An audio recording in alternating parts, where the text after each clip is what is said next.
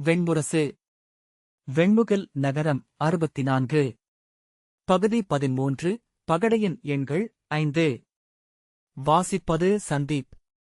படைத்துணைவனாகிய சகன் தொடர்ந்து வர போருசிரவஸ் அவைக்குச் சென்றபோது அவை நிகழ்ச்சிகள் முடியும் நிலையில் இருந்தன. அவனுக்காகத்தான் அனைவரும் காத்திருக்கிறார்கள் என்ற எண்ணம் அவனுக்கு ஏற்பட்டது. ஏவலன் அவனுடைய வருகையை சொன்னதும் சுதீரர் அவனை அவைக்கு அறிவித்தார். வாழ்த்தொலிகள் நடுவே அவை புகுந்து தலைவணங்கினான். அவை நடுவே சல்லியர் அரியணையில் அமர்ந்திருக்க அருகே இடப்பக்கம் அவரது பட்டத்தரசி விப்ரலதை அமர்ந்திருந்தாள். வலப்பக்கம் நிகரான அரியணையில் தியுதிமான் இருக்க அவருக்கு மறுபக்கம் அவரது பட்டத்தரசி பிரசேனை அமர்ந்திருந்தாள். அவை முகப்பில் ருக்மாங்கதனும் ருக்மர்தனும் இருந்தனர். சுவடிகளை ஏந்திய இரு எழுத்தர் இருபக்கமும் நிற்க நடுவே பேரமைச்சர் திரையம்பகர் அமர்ந்திருந்தார். நாற்குடித் தலைவர்களும் வணிகர்களுமாக முழுமையாகவே அவை நிறைந்திருந்தது. போருசிரவஸ் சல்லியருக்கு முறைப்படி வாழ்த்துக்களை தெரிவித்து தலைவணங்கினான். சல்லியர் நகைத்து மீசையை நீவியபடி, அஸ்தனபுரியின் அணுக்கம் உன்னை வாழ்த்துரைகளிலும் வணக்கங்களிலும் தேர்ச்சி கொள்ளச் செய்துள்ளது இளையோனே. விரைவிலேயே நீ ஒரு சூழ்மதியாளனாக அங்கே அமர்ந்திருப்பாய் என எண்ணுகிறேன் என்றார். அந்தச் சொற்களிலிருந்து மென்மையான நஞ்சை உணர்ந்தாலும் போருசிரவஸ் புன்னகையுடன், மலைமகன் ஒருவன் அடைவது அனைவரும் அடைவதல்லவா? அரசரின் வாழ்த்துரை என்னை முன் செலுத்தட்டும் என்றான். சல்லியர், என் வாழ்த்து உன்னுடன் எப்போதுமுண்டு பால்ஹிகனே என்றார். நான் அஸ்தினபுரியின் அரசகுடியிடம் செய்து கொண்ட சொல்லப்புதலை முறைப்படி அறிவிக்கும் பொருட்டு வந்தேன் அரசே என்றான் போருசிரவஸ். நான் சென்றது பால்ஹிக கூட்டமைப்பின் பொருட்டு என்பதனால் அதை தலைவராகிய உங்களுக்கு அறிவிப்பது என் கடமை. சல்லியர் கண்களில் சிரிப்புடன் சொல் என்றார். போருசிரவஸ் முறைமை சார்ந்த சொற்களில் சந்திப்பையும் புரிதல்களையும் சொல்லி முடித்தான். அஸ்தனபுரியின் அரசர் துரியோதனர் என்பதையும் அவருக்கே பால்ஹிக குடிகள் கட்டுப்பட்டவை என்பதையும் அவரிடம் நான் தெரிவித்தேன். மலையரசுகள் 10 அவருக்கு கரங்களாக அமையும் என்றேன். அது முன்னரே தாங்கள் தலைமை அமர்ந்து எனக்கிட்ட கட்டளை. அவன் கைகூப்பி அமர்ந்து கொண்டான். மீசையை நீவியபடி சற்றே விழிசறிய தியுதிமான் நோக்கிக் கொண்டிருந்தார். பின்னர் பெருமூச்சுடன் அசைந்து அமர்ந்து, புதிய செய்திகளை அறிந்திருப்பீர் என்றார். ஆம் என்றான் போருசிரவஸ். அது மற்ற நாட்டுக்கு நலம் பயப்பது. சல்லியர் விழிகள் இடுங்கின. பால்ஹிக குடிக்கே நலம் பயப்பது என்பது என் எண்ணம். நம் குடிகளில் ஒன்றில் அஸ்தனபுரி மீண்டும் மனம் கொள்வதைப் போல மதிப்புமிக்கது பிறிதென்ன? திரும்பி அவையை நோக்கிய பின், ஆகவே மலைக்குடிகள் 10 பாண்டவர்களுக்கு கடன்பட்டுள்ளன. நாம் அஸ்தனபுரியின் குடிகள் அல்ல, இந்திரபிரஸ்தத்தின் குடிகள் என்றார். போருசிரவஸ் தங்கள் ஆணைப்படி அமைந்த பால்ஹிக கூட்டமைப்பின் குரலாக நான் என்று தொடங்க, இளையோனே, பால்ஹிக கூட்டமைப்பு இன்றில்லை. நான் அதை விட்டு விலகிய செய்தியை அறிவித்துவிட்டேன். சௌவேரம் என் தலைமையை ஏற்றுக்கொண்டதாக 2 நாட்களுக்கு முன்னரே தெரிவித்துவிட்டது. சகர்களும் துஷாரர்களும் ஒப்புக்கொண்ட செய்தி இன்று வந்தது. அதைத்தான் பேசிக் கொண்டிருக்கிறோம். எஞ்சியிருப்பவற்றில் பெரிய நாடு பால்ஹிகமும் யவனமும்தான். யவனர்களுக்கு வேறு வழி இல்லை. அவர்கள் கரபஞ்சகம், கலாதம், குக்குடம், துவாரபாலம் ஆகிய 4 பால்ஹிக மலைக்குலங்களை நம்பி வாழ்பவர்கள். அந்த மலையூர்களுக்கெல்லாம் எனது வீரர்களை அனுப்பியிருக்கிறேன். அவர்கள் பணிந்தாக வேண்டும் என்றார் சல்லியர். புன்னகையுடன், ஆகவே எஞ்சியிருப்பது பால்ஹிக நாடு மட்டுமே. உங்களுக்கும் வேறு வழியில்லை. அதை தெளிவாக சலனிடம் சொல்ல எங்களுக்கு தூதன் தேவைப்பட்டான். எவரை அனுப்பலாமென்று எண்ணிக்கொண்டிருந்த போதுதான் நீயே கிளம்பி வரும் செய்தி வந்தது. உனக்காகத்தான் காத்திருக்கிறோம். நிலைமையை நீ உன் மூத்தவனிடம் உரிய சொல்கோத்து விளக்கு. பால்ஹிகர் ஒன்றாக ஆவதற்கு இதைவிட சிறந்த தருணம் இனி வாய்க்கப் போவதில்லை என்றார் சல்லியர். போருசிரவஸ் அவையை நோக்கினான். அத்தனை முகங்களிலும் இருந்து மெல்லிய புன்னகையைக் கண்டு திரும்பி, தாங்கள் என் மேல் கொண்ட நம்பிக்கைக்கு பெரிதும் கடன்பட்டிருக்கிறேன் மற்றரே. தாங்கள் என் தந்தைக்கு நிகரானவர். ஆகவே இது என் கடமை என்றான். பால்ஹிக கொடிகள் ஒன்றாவது நிறைவளிக்கிறது. ஆனால் சிம்மத்தால் உண்ணப்படும் ஆட்டுக்குட்டிகள் சிம்மங்களாகின்றன என்ற கதையை பால்ஹெக நாட்டு சிறுவர்கள் நம்ப மாட்டார்கள். அவை எங்கும் படர்ந்த மெல்லிய அதிர்ச்சியை பூரிசிரவஸ் கண்டான். அவன் உள்ளத்தில் உவகை எழுந்தது. ஆம், நான் என் தமையனிடம் இவையனைத்தையும் சொல்லவிருக்கிறேன். ஆனால் அவர் பால்ஹெக நாட்டை ஆள்பவர். என் தந்தைக்கு நிகரானவர். அவர் ஒருபோதும் சொல் பிழைக்க மாட்டார். பால்ஹெக நாட்டின் பொருட்டு நான் அளித்த சொல் என் தந்தையின் சொல்லும் என் தமையனின் சொல்லும் ஆகும். மலைகளில் சொல் பொன்னுக்கு நிகரானது என்பார்கள். எங்கள் கருவூலச் சேமிப்பு வெறும் களிமண்ணாக ஆகிவிடுவதை எந்தை விரும்ப மாட்டார். சல்லியர் கண்கள் இடுங்கி விழிகளே தெரியாமலாயின. அவையினர் முகத்தில் பதற்றம் தெரிந்தது. இளையோனே, நீ சொல்வதை நான் ஏற்கிறேன். சொல்லை முதன்மையாகக் கருதுவது உயர்பண்பு. ஆனால் இங்கே நாங்கள் வில்லையும் இணையானவையாக எண்ணுகிறோம் என்றார் சல்லியர். அவையில் மெல்லிய சிரிப்பொலி எழுந்தது. ஆம், மதுர நாட்டு விற்களும் அம்புகளும் மிகச் சிறந்தவை என அறிவேன். நெடுங்காலம் அவற்றைத்தான் நாங்கள் வாங்கிக் கொண்டிருந்தோம். இப்போது அவற்றைவிட கூரிய வில்லம்புகளை கூர்ஜரத்திலும் சிந்துவிலும் செய்கிறார்கள். நாங்கள் அங்கிருந்து வாங்குவது மேலும் எளிது. நேராக அசிக்னி வழியாகவே கூர்ஜரம் செல்ல முடிகிறது. சிந்துவை அடைய முடிகிறது. நட்பின் பொருட்டே இன்னமும் அப்பாதையை தெரிவு செய்யாமலிருந்தோம், பூரிசிரவஸ் சொன்னான். ஆனால் வணிகமென்பது இருவழி அல்லவா? அவ்வழியே தெரிவு செய்தால் எங்களுக்கு அஸ்தினபுரி மேலும் அண்மையாகிவிடுகிறது. ஏனென்றால் கூர்ஜரமும் சிந்துவும் அஸ்தினபுரிக்கு அண்மையானவை. அவற்றின் வழியாகவே நாங்கள் அஸ்தினபுரி வரை வணிகப் பாதையை கண்டடைய முடியும். எல்லா வகையிலும் அது பால்ஹெக நாட்டுக்கு ஏற்றது. சல்லியரின் இடுங்கிய விழிகளை நோக்கி அவன் தொடர்ந்தான். துஷாரர்களையும் யவனர்களையும் அசிக்னியுடன் இணைக்கும் பாதைகள் அனைத்தும் பால்ஹெக மண்ணில்தான் உள்ளன. அவர்களின் வணிகம் எங்களிடம்தான் சிறப்பாக நிகழ முடியும். பால்ஹெக மலைக்கொடிகள் குருதி வழியில் எங்களுக்கு மிக அண்மையானவர்கள். எங்கள் வழியாக அஸ்தினபுரியிடம் வணிகம் செய்யவே அவர்கள் விழைவார்கள். பிற வணிகங்களை நாங்கள் விரும்பவில்லை என்றால் அவர்கள் அதை புரிந்து கொள்வார்கள். அவன் தலைவணங்கி அவையை நோக்கி, வணிகம் என்பது குடிமக்களின் பொருட்டே என பால்ஹெகர் நம்புகிறார்கள். ஆகவே மதுர நாட்டிடமும் எங்கள் வணிகம் இனிதாக அமைய வேண்டுமென்பதே எங்கள் எண்ணம் என்றான். அவை விரைத்தது போல் அமர்ந்திருந்தது. சல்லியர் எந்த அசைவும் இல்லாமல் அமர்ந்திருந்தார். பின்னர் அவர் சற்று நிமிர்ந்தபோது அவ்வொலி அவை முழுக்க கேட்டது. ஆகவே வணிகத்தை கூர்மையாக்கவே முயல்கிறீர்கள் அல்லவா என்றார். ஆம், அரசே.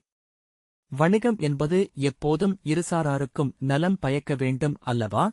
தலைவணங்கி சிம்மத்திடம் வணிகம் செய்ய ஆடுகள் முன்வரா என்பது உண்மையே. ஆனால் சிம்மம் புதருக்குள் நின்றிருக்கும் வேங்கையை ஆடாக எண்ணிவிட்டிருக்கவும் வாய்ப்புண்டு அல்லவா என்றான். சல்லியர் சட்டென்று புன்னகை மலர்ந்து, இளையோனே, நீ சொல்வல்லவன். ஏற்கிறேன். நேரடியாகவே கேட்கிறேன். என் இளையோன் மகளை பாண்டவன் மணக்கிறான். குருதியுறவு இது. என் படைகளைத் துணைக்க படையனுப்ப கடமை கொண்டவர்கள் அவர்கள். உங்களுக்கு ஏன் அஸ்தினபுரியின் கௌரவர் படையனுப்பி உதவ வேண்டும்? உன்னை மூத்த கௌரவன் தழுவிக்கொண்டான் என்பதனாலா? இல்லை, அவன் ஊனறையில் உனக்கு ஊனுணவும் யவன மதுவும் தன் கைகளாலேயே பரிமாறினான் என்பதற்காகவா என்றார். விரைந்தோடிக் கொண்டிருக்கையில் கால் தடுக்கப்பட்டது போல பூரிசிரவஸ் உணர்ந்தான். விழுந்து உருண்டு நெடுந்தொலைவுக்குச் சென்று எழுந்து திகைத்து நின்றான். மதுசூழ் மொழி அதற்குரிய உள்ளொழுங்கை அடைந்ததும் மிக எளிதாக ஆகிறது. அடிப்படையான சில சொற்குறிகளைக் கொண்டு ஒரு தனி மொழியாக அதை வளர்த்து வளர்த்து பேசிக்கொண்டே செல்ல முடிகிறது. அதை அடைந்ததுமே வரும் தன்னம்பிக்கையாலும் அதை கையாளும் உவகையாலும் நெடுந்தொலைவுக்கு தன்னை மறந்து சென்றுவிட்டோம் என அறிந்தான். அந்த விரைவின் நடுவே நேரடியான வினாவை வைத்து சல்லியர் எளிதில் தன்னை வீழ்த்திவிட்டிருக்கிறார். சொல் இளையோனே, எதற்காக உன்னைக் காக்க அஸ்தினபுரி வரவேண்டும் என்று சல்லியர் மேலும் கேட்டார். அவை நகைக்கத் தொடங்கியது. அந்த ஒலியலையை தன்னைச்சூழக் கேட்டபடி பூரிசிரவஸ் ஏதோ சொல்ல வாயெடுத்தான். எண்ணங்கள் முழுமை கொள்ளவில்லை. நீ அவர்களுக்கு உதவுவாய் அல்லது கப்பம் கட்டுவாய் என்பதற்காகவா? உண்மையில் அதைத்தான் அவன் சொல்வதாக இருந்தான். சல்லியர் தந்தைக்குரிய கற்பிக்கும் குரலில், நீ இன்னும் முதிராதவன். கீழ், பேரரசுகள் ஒருபோதும் தங்கள் சிற்றரசுகளின் பூசல்களில் தலையிடாது. அப்படி தலையிடத் தொடங்கினால் அவற்றின் படைகள் நாடெங்கும் சிதறிப் பறந்துவிடும். சிற்றரசுகள் தங்களுக்குள் மோதி அவற்றில் ஒன்று வல்லமை கொள்ளும் என்றால் அதையே அவை விரும்பும். ஏனென்றால் அதை மட்டும் வெல்வதும் கப்பம் கொள்வதும்தான் எளிது என்றார். அவை இப்போது வாய்விட்டு சிரிக்கத் தொடங்கியது. ஆனால் சல்லியரின் முகம் மாறிக்கொண்டே சென்றது. குரல் ஓங்க, ஆகவே பால்ஹிகர்களுக்கு தலைவன் யாரென்பது முடிவாகிவிட்டது. ஒரு கோட்டை கூட இல்லாத பூர்வ பால்ஹிகம் எங்களை எதிர்த்து ஒருநாள் கூட போரிட முடியாது. உன் தமையனிடம் சொல், அனைத்தும் முடிவாகிவிட்டது என்றார். அவை அமைதியாகியது. அவரது விழிகளில் வந்த ஒளியைக் கண்டு பூருசிரவஸ் அஞ்சினான். இன்னும் 8 நாட்களில் இங்கே இளவரசிக்கு கன்யாசுல்கம் அளிக்க இளைய பாண்டவர் வருகிறார். அப்போது பால்ஹிகர்கள் உரிய திரைகளுடன் வந்து அவை பணிய வேண்டுமென ஆணையிடுகிறேன் என்றார் சல்லியர். இளையோனே, அந்த ஆணை இன்றே பறவை தூதாக பால்ஹிகபுரிக்கு அனுப்பப்படும். அதற்குப் பணிவதாக உன் தந்தையின் ஓலை நாளை மறுநாள் பறவை வழியாக இங்கு வந்தாக வேண்டும். எந்த அரசனின் ஆணையும் வாளுடன் பிணைக்கப்பட்டது என்பதை நான் சொல்ல வேண்டியதில்லை. உன் தந்தையின் தலையை சகலபுரியின் கோட்டை வாயிலில் கட்டித் தொங்கவிட நேர்ந்தால் மிக வருந்துபவன் நானாகவே இருப்பேன். அச்சொற்களுக்குப் பின் அவர் அவற்றை மீண்டும் தன் சித்தத்தில் ஓட்டி சற்று தணிந்தார். அவர் என் நண்பராக சென்ற 40 ஆண்டுகளுக்கும் மேலாக இருந்து வருபவர். முதன்முறையாக என் 22 வயதில் பால்ஹிகர்களின் இறுதி விழாவுக்குச் சென்றபோது அவரும் நானும் அறிமுகமானோம். புறவியில் ஏறி மலைச்சரிவுகளில் விரைந்திறங்குவதில் எங்களுக்கிடையே போட்டி இருந்தது. அன்றைய சோமதத்தரை நான் இன்றும் நினைத்திருப்பதனாலேயே இத்தனை மென்மையான சொற்கள். பொதுவாக இது என் இயல்பல்ல. சல்லியரின் இதழ்கள் கேலியாக வளைந்தன. உன் தந்தைக்கும் பட்டத்து இளவரசனுக்கும் நான் இங்கிருந்து 50 பீப்பாய் உயர்தர மதுவை அனுப்புகிறேன். எஞ்சிய வாழ்நாள் முழுக்க அவர்கள் குடிக்கட்டும் என்றபின் மெல்ல எழுந்து கொண்டார். அரசியரும் தீதிமானும் எழுந்து கொண்டனர். அரியணையருகே நீண்டு கிடந்த மேலாடையை இழுத்து தோளில் அணிந்தபடி மீண்டும் தந்தைக்குரிய புன்னகை மலர்ந்த முகத்துடன், ஆனால் நீ பயின்று சொன்ன மதுசூழ் சொற்களை விரும்பினேன். அவற்றை நீ இந்த அவையில் சிற்றரசனாக அமர்ந்து கூட சொல்லலாம். உரிய முறையில் பரிசும் பெற முடியும் என்றபின் திரும்பினார். அவை மீண்டும் சிரிக்கத் தொடங்கியது. சல்லியர் சுதிரரிடம், ஓலையை இப்போதே எழுதிவிடுங்கள் அமைச்சரே. என் அறைக்குக் கொண்டு வாருங்கள், முத்திரையிடுகிறேன் என்றார்.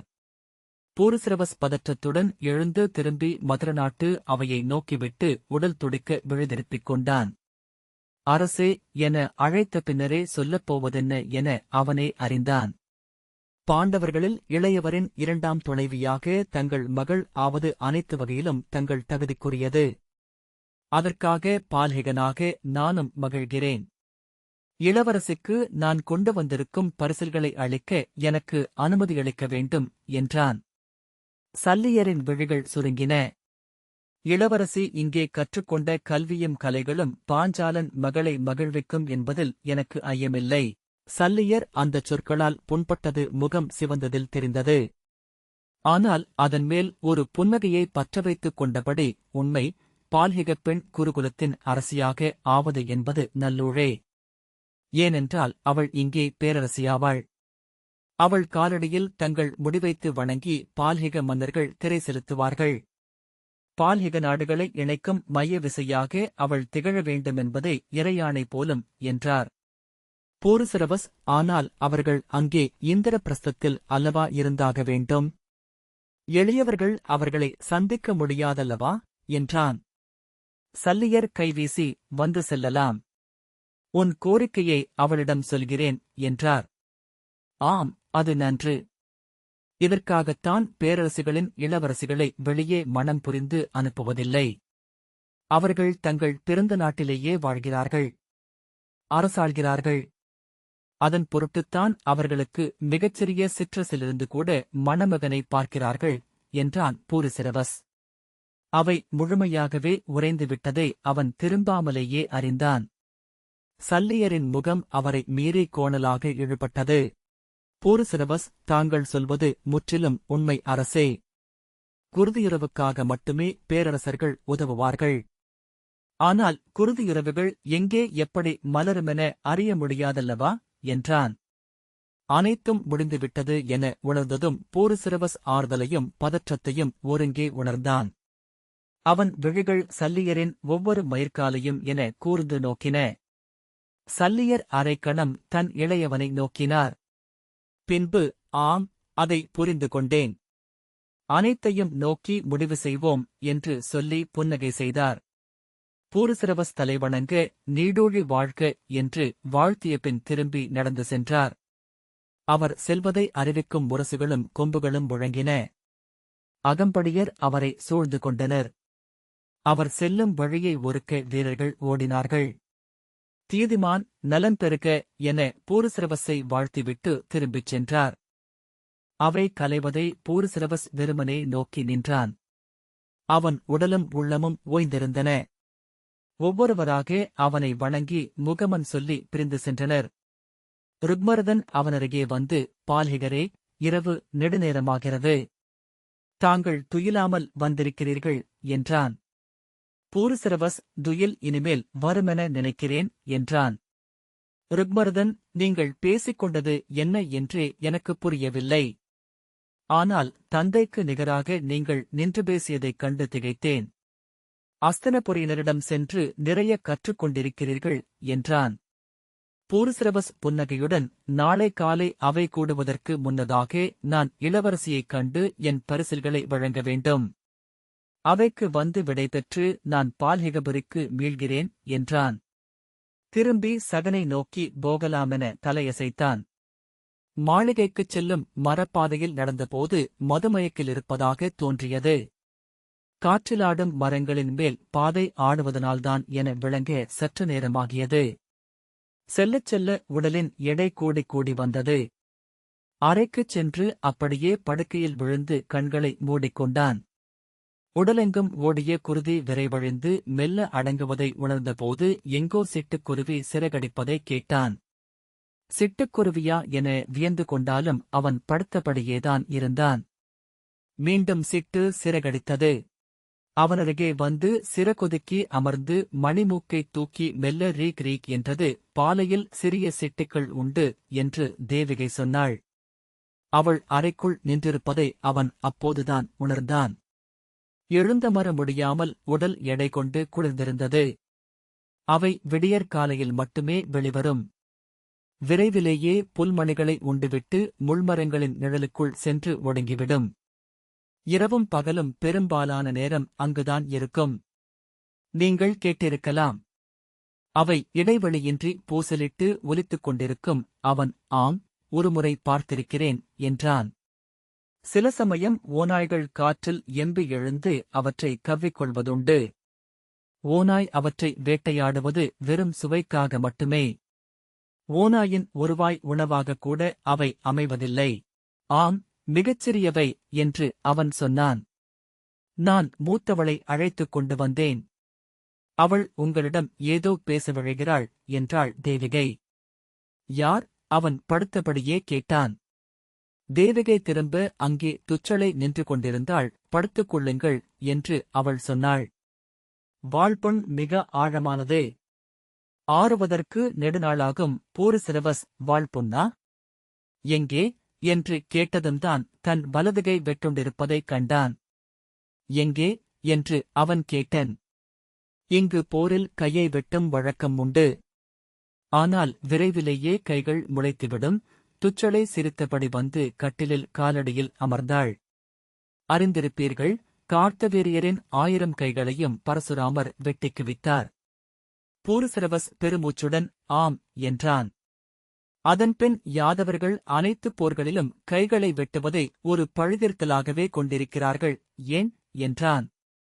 அவர்கள் பழுதிர்ப்பது தெய்வத்தை என்று அவள் கரிய முகத்தில் வெண்பற்கள் தெரிய சிரித்தாள்.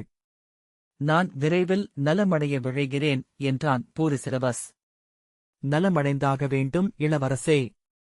நமது மணநிகழ்வுக்கு ஓலை எழுதப்பட்டுவிட்டது. மூத்தவர் அதை விதுரரிடம் அளித்துவிட்டார். ஆனால் அங்க நாட்டரசர் அதை ஏற்கவில்லை. பால்ஹிக கூட்டமைப்பினர் ஒருங்கு கூடி வந்து கேட்டாலொழிய மகர்கொடை அளிக்கலாகாது என்கிறார் போருசிரவஸ். அவர்கள் என்னுடன்தான் இருக்கிறார்கள். மதுரநாட்டுடன் அல்ல, அவர்களை நான் அழைத்து வர முடியும் என்றான். இல்லை இளவரசே, சௌவீர நாட்டு சுமித்திரர் தங்கள் ஒருமை மதுரநாட்டுடன்தான் என அறிவித்துவிட்டார். சகநாட்டு அரசர் பிரதீபனும் கலாத குடித்தலைவர் சுக்ரரும் துவாரபால குடித்தலைவர் துங்கரும் இன்னமும் மறுமொழி கோரவில்லை. போருசிரவஸ், அது எளியதே. நான் என் தூதர்களை நேரடியாக சென்று பேச வைக்கிறேன் என்றான். அதை விரைந்து செய்யுங்கள் என்றாள். இங்கிருந்த சிட்டுக்குருவி எங்கே என்றான் போருசிரவஸ். சிட்டுக்குருவியா? இது இரவு. சிட்டுகள் வருவதில்லை, தேவிகை அதைப் பற்றித்தானே சொன்னாள் என்றான். இளவரசே, தேவிகை என்பவள் யார் என்று துச்சளை கேட்டாள். நான் இறந்துவிட்டேனா என்றான் போருசிரவஸ் தொடர்பின்றி. இல்லை, நீங்கள் நோயுற்றிருக்கிறீர்கள். பனைக்கலத்தால் உங்கள் தலை வெட்டுண்டிருக்கிறது. போருசிரவஸ் திகைத்து, தலையா என்றான். ஆம், தலை மட்டுமே இப்போது படுக்கையில் இருக்கிறது. போருசிரவஸ் தன் முழு உடலும் குளிர்ந்து நடுங்குவதை தலை தனியாக அமர்ந்து பார்ப்பதை உணர்ந்தான். சிட்டுக்குருவி சிறகடித்தது. ரீக் ரீக் என்றது. அது எவரோ மரப்பலகை முனக மெல்ல காலெடுத்து வைக்கும் ஒலி. அவன் புலனுணர்வுகள் ஒரே கணத்தில் விழித்துக் கொண்டன. எழுந்து படுக்கையில் அமர்ந்து வலக்கையை வாள் நோக்கி நீட்டி, யார் என்றான். கதவு மெல்ல ரீக் என்ற ஒலியுடன் திறந்தது. அங்கு நின்றிருந்த பெண்ணின் ஆடை நுனி மெல்ல காற்றில் படபடத்தது. இளவரசே, நான் அணுக்கச்சேடி கனகை. தங்களிடம் இளவரசி பேச விழைகிறார். யார் என்றதுமே உணர்ந்து கொண்டு போருசிரவஸ் எழுந்து நின்றான். இவ்வேளையிலா என்றான். அவர் அருகே சிற்றறையில் இருக்கிறார். தங்களிடம் பேசுவதற்காக வந்திருக்கிறார். போருசிரவஸ் தன் வாயைத் துடைத்துக் கொண்டு, இதோ என்றான். நெகிழ்ந்திருந்த கச்சையை முறுக்கிக் கொண்டு குவளையிலிருந்து நீர் அருந்திவிட்டு, செல்வோம் என்றான். இடைநாழை காற்றில் மிதந்து கொண்டிருந்தது. மரங்களின் மேல் நகரம் அமைவதற்கான இன்னொரு பொருத்த பாடம் தெரிந்தது. இலைகளிலிருந்து எழுந்த நீராவியால் கீழிருந்து மெல்லிய வெம்மை வந்து கொண்டிருந்தது. பனிக்காற்றை மரக்கிளைச் செறிவு பெரும்பாலும் தடுத்துவிட்டது. தாய்ப்பறவையின் சிறகுச் செறிவுக்குள் என அரண்மனைத் தொகை அமைந்திருந்தது. காற்றில் மாளிகைகளும் படிகளும் அசைந்து முனகிக் கொண்டிருந்தன. குரட்டை விட்டு அவை துயில்வது போல தோன்றியது. பெரும்பாலான சாளரங்கள் அணைந்து இடைநாழிகளில் மட்டும் சிறிய நெய்விளக்குகளின் ஒளி எஞ்சியிருந்தது. செந்நிற வெண்மீன்கள் என அவை நிழல்முகில் குவைகளாக தெரிந்த காட்டுக்குள் இமைத்துக் கொண்டிருந்தன. சிற்றறைக்குள் அவன் சென்றதும் கனகை மரப்பட்டைக் கதவை மூடினாள். உள்ளே சாளரத்தின் அருகே நின்றிருந்த விஜயை திரும்பி, இளவரசே என்றாள். நலமா இளவரசி என்றான். அவையில் திரைக்குள் நானும் இருந்தேன். தாங்கள் பேசியதை கேட்டேன். நான் அங்கு பேச அவையொப்பு இல்லை. தங்களிடம் பேசியாக வேண்டுமென விழைந்தேன். நள்ளிரவுக்குப் பின் இப்படி சந்திப்பது முறையல்ல. இதை நான் செய்வேன் என எவரும் இங்கு எதிர்பார்க்க மாட்டார்கள். ஆகவே எவரும் அறியாமல் சந்திக்க முடியும் என நினைத்தேன். போருசிரவஸ், ஆம் இளவரசி. இது முறையானதல்ல. பிறர் அறிந்தால் இருவருக்கும் இழிவே என்றான். என் நெறிப்பற்றி எவருக்கும் நான் விளக்கமளிக்க வேண்டியதில்லை. அதைப்பற்றி முதல் ஐயக்குரல் எழுமென்றால் இரண்டாங்குரல் ஒலிக்க நான் உயிருடனிருக்க மாட்டேன் என்றாள் விஜயை. போருசிரவஸ் பதறி, அவ்வாறல்ல என்றான். மெல்லிய நெய்யகல் ஒளியில் அவளை நன்கு பார்க்க முடியவில்லை. அவளுடைய மிகச்சிறிய மூக்கும் குழவிய கன்னங்களும் கோடு வளைவுகளாக தெரிந்தன. செந்நிறமான பட்டாடை படபடத்தபடியே இருந்தது. அறைக்குள் ஒரு சிட்டுக்குருவி அஞ்சி நிலையெழுந்து சுற்றி வருவதைப் போலவே போருசிரவஸ் உணர்ந்தான். நான் தங்களிடம் அன்று பேசியதை நினைவுறுகிறீர்களா என்று விஜயை கேட்டாள். நினைவுறமாட்டேன் என எண்ணுகிறீர்களா இளவரசி என்றான் போருசிரவஸ். மறக்கவே வாய்ப்பு. அஸ்தனபுரியின் இளவரசிக்கு தாங்களே அணுக்கமானவர் என்று அறிந்தேன். அதை இன்று தங்கள் சொல்லால் உறுதியும் செய்து கொண்டேன். போருசிரவஸ், இல்லை, அது என தடுமாறி, இளவரசி உண்மையில் அது நான் மிகையாகச் சொன்னது. மதுரநாட்டின் ஓலை பால்ஹிக நாட்டுக்கு இன்று சென்றிருந்தால் அனைத்தும் முள்முனைக்குச் சென்றுவிடும். அதைத் தடுக்க எண்ணினேன் என்றான். ஆனால் அது உங்கள் உள்விழைவே. அது உண்மையும் கூட. அது எதுவோ ஆகட்டும் என்று விஜயை சொன்னாள். ஆனால் நான் என் சொல்லை விட்டுவிட விரும்பவில்லை. ஏனென்றால் எத்தனையோ இரவுகளில் அச்சொல்லை நெஞ்சோடு சேர்த்து நான் துயின்றிருக்கிறேன். பூரிசிரவஸ் இளவரசி என சொல்ல வாயெடுக்க நான் வாதிட வரவில்லை. என் நெஞ்சை உரைத்துச் செல்லவே வந்தேன். நான் உங்களை எண்ணி நெஞ்சுருகிவிட்டேன். இனி பிறிதொருவர் தீண்டுவதை எண்ணவும் முடியவில்லை. இந்த அரசு சூழ்தலும் நிலக்கணக்குகளும் எனக்குத் தேவையில்லை. நான் வெறும் பெண், வெறும் காதலி, மனைவியாகவும் அன்னையாகவும் மட்டுமே விழைபவள். நான் இளவரசியே அல்ல. இந்த பட்டும் பொன்னும் சத்திரமும் சாமரமும் ஏதும் எனக்குத் தேவையில்லை என்றாள். நான் கேட்பது என் அன்புக்கான மறுமொழியை மட்டுமே என்று விஜயை படபடத்து குரலில் சொன்னாள். பிறிது எச்சொல்லையும் நான் கேட்கவே விரும்பவில்லை. பூரிசிரவஸ் இளவரசி, இந்நிலையில் நான் என்ன செய்ய முடியும் என்றான். நீங்கள் வீரர். வீரருக்குரிய வழியொன்றுள்ளது என்று விஜயை சொன்னாள். நாளை குடிப்பேரவையில் எங்கள் மலைக்குடியின் மூத்தார் அனைவரும் வந்திருப்பார்கள். அங்கே எழுந்து நின்று என்னை அழைத்துக் கொண்டு போகப் போவதாக அறிவியுங்கள். நான் உடன்படுகிறேனா என்று அவை என்னிடம் கேட்கும். எழுந்து நின்று அன்னை தெய்வங்கள் மேல் ஆணையிட்டு ஆம், உடன்படுகிறேன் என்று நான் சொல்வேன். அதன்பின் அவர்களிடம் 2 வழிகளே உள்ளன. மன ஒப்புதல் அளிப்பது அல்லது எங்கள் குடியில் எவருடனேனும் நீங்கள் இறப்பு வரை தனிப்போர் புரிய வேண்டுமென கோருவது. எங்கள் குடி இன்னமும் தொன்மையான மலை மக்கள்தான். மலை நெறிகளைக் கடந்து எதையும் செய்ய மூத்த தந்தையாலும் முடியாது. அவர் குடித்தலைவர்களுக்கு கட்டுப்பட்டாக வேண்டும். இன்று மதுரநாட்டில் தங்களுடன் போரிட்டு நிற்க இளையோர் எவருமில்லை. வென்று என் கைகளைப் பற்றிக் கொண்டு நகர் நீங்குங்கள். உங்களை எங்கள் குலமே பாதுகாக்கும் என்றாள் விஜயை. எங்கள் குடியிளைஞர்கள் தங்களை கொண்டாடுவர். நாங்கள் இன்னமும் வீரத்தை வழிபடும் பழங்குடியினர்தான். பூரிசிரவஸ் இளவரசி, சல்லியர் வாளெடுத்தால் அவரை நான் வெல்ல முடியாது என்றான். வாளெடுக்க மாட்டார். இளையோரிடம் வாள் பூட்டி அவர் வென்றால் அதைவிட குலத்திற்கு இழிவு பிறிதில்லை. அதை குடிமூத்தார் ஒப்பமாட்டார்கள். பிற எவரும் உங்களுக்கு ஈடில்லை என்றாள் விஜயை. ஆம் என்றான் பூரிசிரவஸ். மேலும் சொல்ல சொற்கள் எஞ்சியிருப்பது போலிருந்தது. அத்துடன் மூத்த தந்தை வாளெடுத்து உங்களை வென்றால் நானும் உங்கள் உடல் மேல் விழுந்து உயிர் துறப்பேன். என் ஆடைக்குள் குறுவாளுடன்தான் அவைக்கே வருவேன். அதையும் நான் அவையில் முதலிலேயே சொல்லிவிடுகிறேன். அவளுடைய ஆடையின் ஒலி மட்டும் கேட்டுக்கொண்டிருந்தது. பூரிசிரவஸ் பெருமூச்சுடன் அவ்வண்ணமே செய்கிறேன் இளவரசி. நாளை தங்களை அவையில் சந்திக்கிறேன் என்று சொன்னான். இளவரசே, நான் பெண்ணாக என்னை எண்ணிய நாள் முதல் அறிந்த பெயர் தங்களுடையது. தங்கள் உருவத்தை ஒரு சூதன் வழியாக பட்டில் வரைய வைத்து கொண்டு வந்து வைத்திருக்கிறேன்.